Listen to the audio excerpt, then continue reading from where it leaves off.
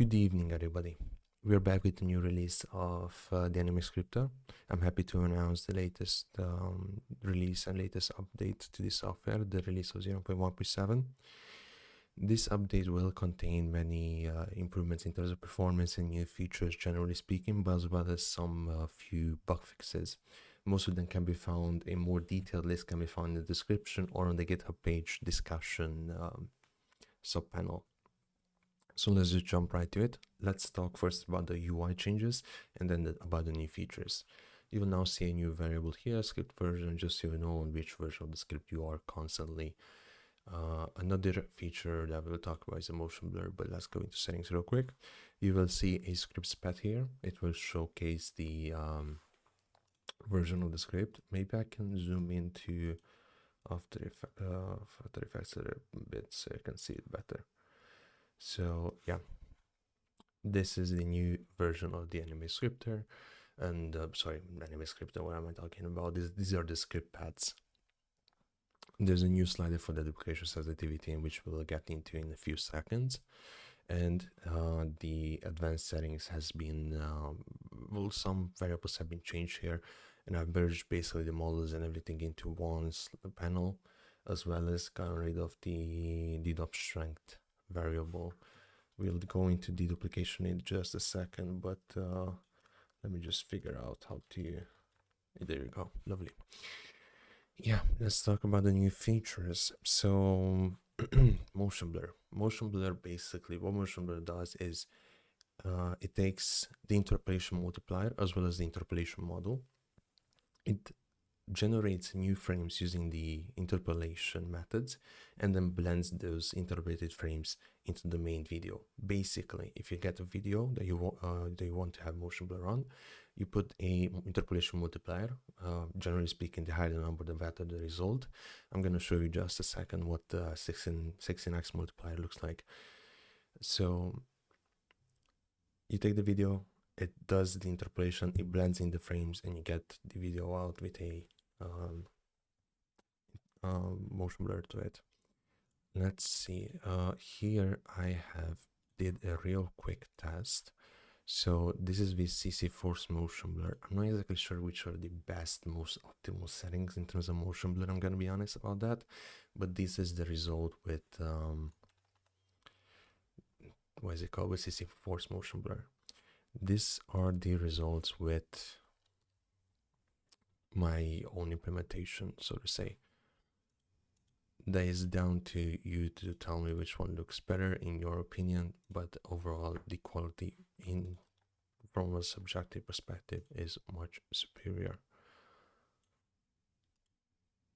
Yeah, maybe there is some setting that I have not properly tuned, but you let me know if these are not the most optimal way of doing this. Yeah, I mean, that's as good as I can get it, I assume. Maybe there's some setting that I don't know about, but at least you can now get a really good motion blur that should technically rival, in my honest opinion, even other motion blur interpretation. No, motion blur effects like RSMB. Yeah. This will again utilize the interpolation model as well as the interpolation multiplier for the output quality. In the interpolation model, you will now see a new feature, GMFSS. It's rather is GMFSS Fortuna Union is the entire name. It's just basically, to summarize it and put it into one sentence, is a much superior version of Rife. It's built upon Rife with another library called, I believe it was AnimeJanai. It was on GitHub. So basically combines many of the new AIs and just outputs the best quality interpolation possible. You can try it. I would suggest that you don't only utilize it if you have like a 3080, 3090, 3070 Ti, something along those lines, or anything from the 40 series should work just fine. It's pretty VRAM hungry, but the output quality is much superior in general compared to Rife, even Rife for 4.14. Oh yeah, and I've also added the 4.14 Lite alternative as well. Yeah, another thing that I've changed, if you select now models, so all of the models here with the exception of Kugan and Kugan AMD are only 2x. So basically, if you have a full HD video, you can only get it to 4K. If you have an HD video, you will get it to 2K. And they do not support any different upscale multipliers, so 4x, 6x, 3x, and you name it. Anytime you select anything here, the upscale multiplier will be disabled, but Kugan and Kugan AMD allow for a 2x to 3x to 4x, so anywhere from 2 to 4x in upscale multiplier. I've also added a small little thing that will always keep it in bounds. So if you set it to 1 or 5, it will always set it to the closest maximum available upscale multiplier, so that you don't accidentally just do 10x multiplier. And I don't know, just I'm just trying to be to avoid certain unintended use cases, so to say. And it will also enable, if you select Kugan and Kugan AMD, it will also enable the Kugan denoise, which you can select. These are the models that have different denoising levels to them. Generally speaking, I would still suggest using Shuffle Kugan. It's just really good for what it is in terms of performance. The compact, ultra compact, and super ultra compact. So the compact architecture has had their models updated to the latest V3 version from AnimeJanai. It's from my own personal subjective opinion, it looks much better. It has a much better depth of field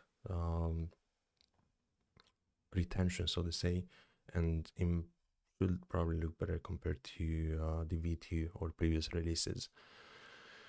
Yeah, there's also the duplication sensitivity.